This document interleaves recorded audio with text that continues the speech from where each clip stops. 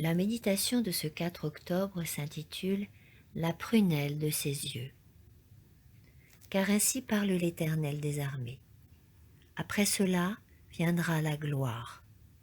Il m'a envoyé vers les nations qui vous ont pris comme butin, car celui qui vous touche, touche la prunelle de son œil.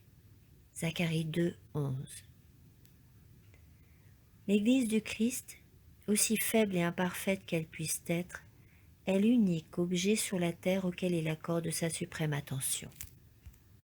Le Seigneur a sur terre un peuple choisi, son Église, qu'il a désignée comme sienne, sa propre forteresse qu'il maintient dans un monde révolté et submergé du péché. L'Église est la propriété de Dieu, et Dieu s'en souvient continuellement tandis qu'elle est dans ce monde, sujette aux tentations de Satan. Le Christ n'a jamais oublié les jours de son humiliation. En abandonnant la scène de son humiliation, Jésus n'a rien perdu de son humanité. Il conserve le même amour tendre et pieux, et il est toujours ému par l'angoisse humaine. Il prend toujours en compte qu'il fut un homme de douleur, habitué à la souffrance. Il n'oublie pas son peuple qui le représente, qui lutte pour exalter sa loi piétinée. Il sait que le monde qu'il a haï haïra aussi son peuple. Même quand Jésus-Christ est allé au ciel, il demeure toujours une chaîne vivante qui unit ses croyants avec son propre cœur d'amour infini.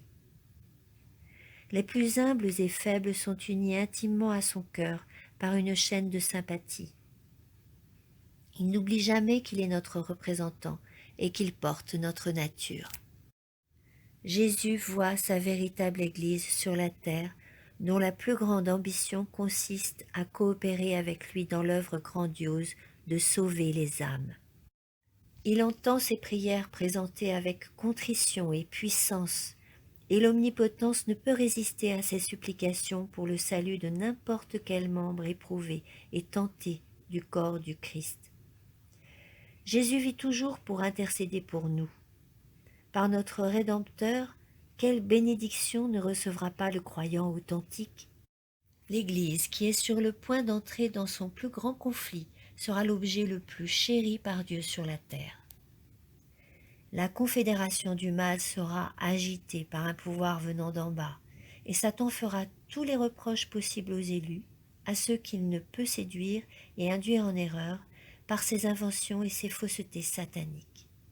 Mais, élevé par sa droite comme prince et sauveur, pour donner à Israël la repentance et le pardon des péchés, Actes 5, 31, le Christ, notre représentant et notre chef, fermera-t-il son cœur, ou retirera-t-il sa main, ou cessera-t-il d'accomplir sa promesse? Non, jamais, jamais. Amen.